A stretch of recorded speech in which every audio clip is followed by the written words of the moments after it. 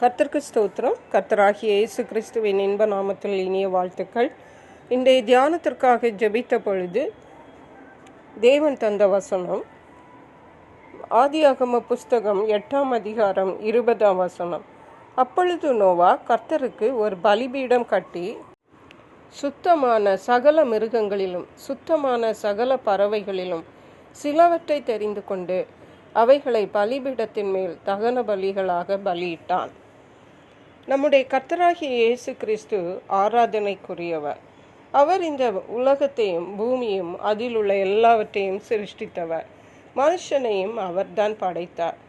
ஆகவே எல்லா சிருஷ்டிகளும் அவரை தொழுது கொள்ள வேண்டியது அவசியமாயிருக்கிறது. தேவன் எல்லாவற்றையும் படைத்து நல்லதென்று பார்த்தார். ஆனால் சில காலம் சென்ற பின்பு மனுஷர்கள் தேவனுக்கு விரோதமாக பாவம் செய்தார்கள். அப்பொழுது தேவன் தான் மனுஷனை சிருஷ்டித்ததற்காக அவர் மனஸ்தாபப்பட்டார். மட்டுமல்ல, இந்த பூமியை அழிக்க வேண்டும், எல்லா சிருஷ்டிகளையும் அழிக்க வேண்டும் என்று அவர் இந்த பூமியிலே ஜலப்பிரளயம் வர பண்ணி எல்லாவற்றையும் அழித்தார். ஆனால் தேவனுக்கு பயந்த நோவாவையும் நோவாவுடைய குமாரர்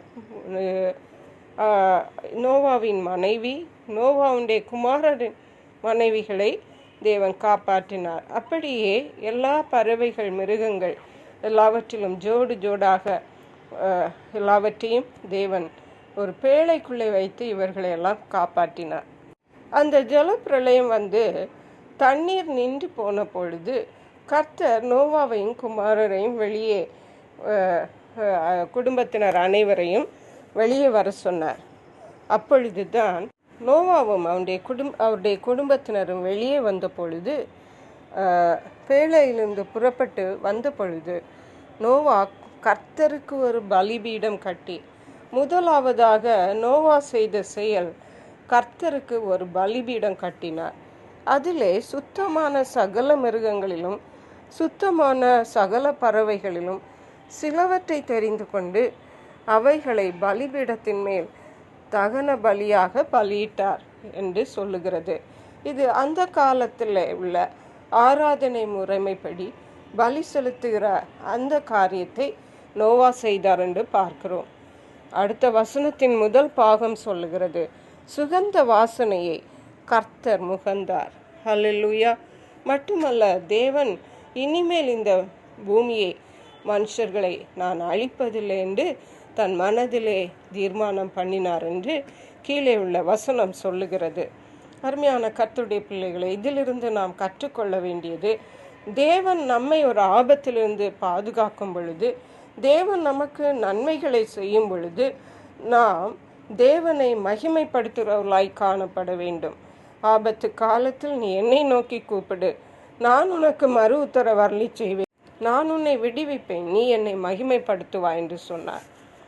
கர்த்தர் எனக்கு செய்த நன்மைகளுக்காக அவருக்கு எண்ணத்தை செலுத்துவேன், ரட்சிப்பின் பாத்திரத்தை எடுத்துக்கொண்டு கர்த்தருடைய நாமத்தை தொழுது கொள்ளுவேன் என்று தாவீது ராஜா சொன்னது போல, தேவனுடைய பிள்ளைகளாகிய நாமும் தேவனிடத்திலிருந்து நன்மைகளை பெற்றுக்கொண்டு கொள்ளுகிற நாம், தேவன் நம்மை ஆபத்துகளிலிருந்து விடுவித்தது நிமித்தம் நாம் இன்றைக்கு இந்த உலகத்தில் இருக்கிறோம்.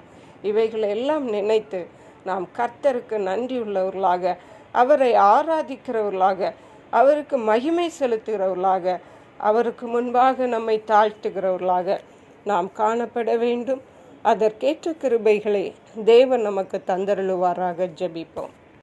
எங்களை கிருபையை நேசித்து பாதுகாத்து வழி நடத்துகிற எங்கள் அன்பின் தகப்பனே, இந்த ஆசீர்வதிக்கப்பட்ட ஓய்வு நாளுக்காக நன்றி. இந்த நாளிலும் கர்த்தர் எங்களுக்கு செய்த நன்மைகளை நாங்கள் நினைத்து கர்த்தரை முழு இருதயத்தோடு, முழு ஆத்மாவோடு, முழு பலத்தோடு நாங்கள் அன்பு கொண்டு உம்மை துதிக்க ஸ்தோத்தரிக்க, ரட்சிப்பின் பாத்திரத்தை எடுத்துக்கொண்டு கர்த்தருடைய நாமத்தை தொழுது கொள்ள கிருபை தாருங்க.